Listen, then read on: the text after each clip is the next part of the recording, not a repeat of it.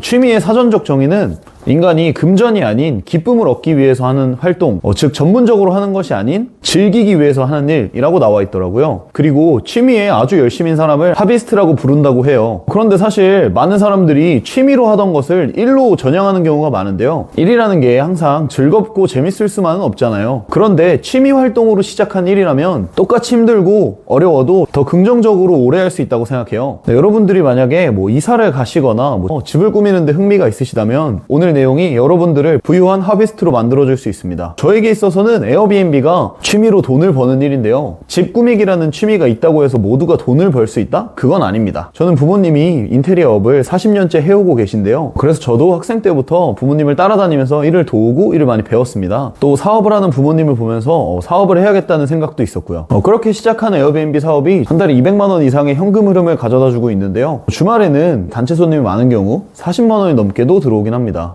이렇게 40만 원이 들어와도 제가 하는 일은 그날 청소 1시간 하는 게 끝입니다. 바쁜 날에는 청소하는 실장님이 계시기도 하고요. 맘 같아선 이 에어비앤비를 10개, 20개 더 하고 싶은데요. 우리나라 정책상 전입신고가 필수이기 때문에 한 명당 하나밖에 하지 못하는 게 좀 아쉬워요. 그래서 다른 분들이 에어비앤비를 시작하는데 도움을 드리고자 에어비앤비 컨설팅을 진행하고 있습니다. 제가 현재 매물도 찾아서 운영하고 있고 제가 배웠던 블로그 마케팅을 활용해서 상위 노출까지 잡아놓은 상태이기 때문에 매물 찾는 법, 인테리어 공사, 외도민 심사, 호스팅, 블로그까지 제가 도움을 드릴 수 있으니 에어비앤비를 이제 막 시작하시려는 분들한테는 되게 큰 조력자가 될 수 있다고 생각해요. 시작하기 전에는 에어비앤비가 그렇게 매력적일까? 돈을 항상 벌 수 있을까? 적자 나는 거 아니야? 그런 걱정들이 드시죠? 사실 저도 시작하기 전에 똑같은 걱정을 했었습니다. 그렇게 그 마음이 너무 공감 가요. 하지만 저희가 BTS, 블랙핑크 같은 음악부터 한식, 한국의 영화 등 K컬처가 전 세계적으로 뻗어나가는 중이에요. 그렇게 외국인들의 우리나라 방문율도 매년 높아지고 있습니다. 그런데 국내 에어비앤비 시장에는 불법 업소가 90%가 넘는 상황입니다. 한 명이 2개 이상의 숙소를 운영하는 경우도 많고요. 그런데 이번 연도 10월부터 에어비앤비에서 사업자를 내지 않는 호스트들은 다 영업정지를 시킨다고 발표했습니다. 그럼 10월이 지나면 합법으로 운영하는 숙소들은 그대로 남아있고 불법으로 운영하던 90%의 숙소는 없어지겠죠.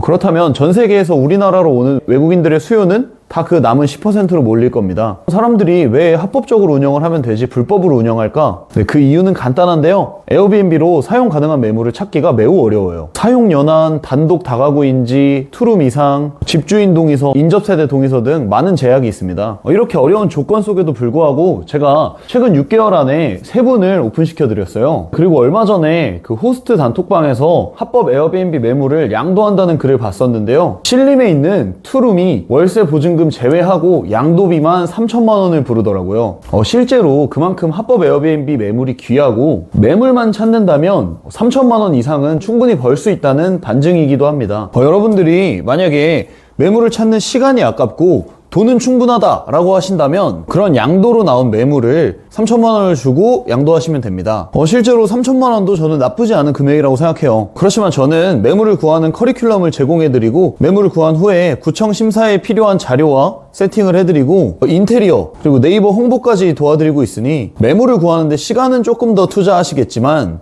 에어비앤비를 하는 데 있어서 초기 투자 비용을 아낄 수 있으니 저는 후자가 더 나은 방법이라고 생각해요. 인테리어는 아무래도 방 크기와 방 개수, 장판, 벽지, 화장실 공사에 따라서 금액이 너무 차등하기 때문에 공사비는 컨설팅비에서 제외하겠습니다. 다만 제 컨설팅을 받은 분에 한해서는 인테리어비도 되게 낮게 책정해서 받고 있어요. 사실 인테리어 업자로서 자재값을 아낄 순 없으니 인건비를 낮게 책정하는 수밖에 없는데요. 이게 저희 입장에서는 손해입니다. 그렇지만 여러분들 입장에서는 계약한 매물에 동네에 있는 인테리어를 돌아다니면서 견적을 받아보고 흥정하고 그리고 또 그중에서 고민하고 공사해야 될 시간과 돈을 아낄 수 있으니 저는 이게 훨씬 더 이득이 크다고 생각합니다. 그래서 이 모든 것을 포함한 컨설팅 비용은 200만 원입니다. 단돈 200만 원이라고 하기에는 다소 높다고 생각될 수 있어요. 그런데 에어비앤비 컨설팅을 하시는 분들 중에 저만큼 네이버 블로그 세팅부터 인테리어를 직접 해줄 수 있고 매물 찾기 커리큘럼까지 제공하는 분은 저는 보지 못했어요. 양도비만 3천만 원짜리의 사업을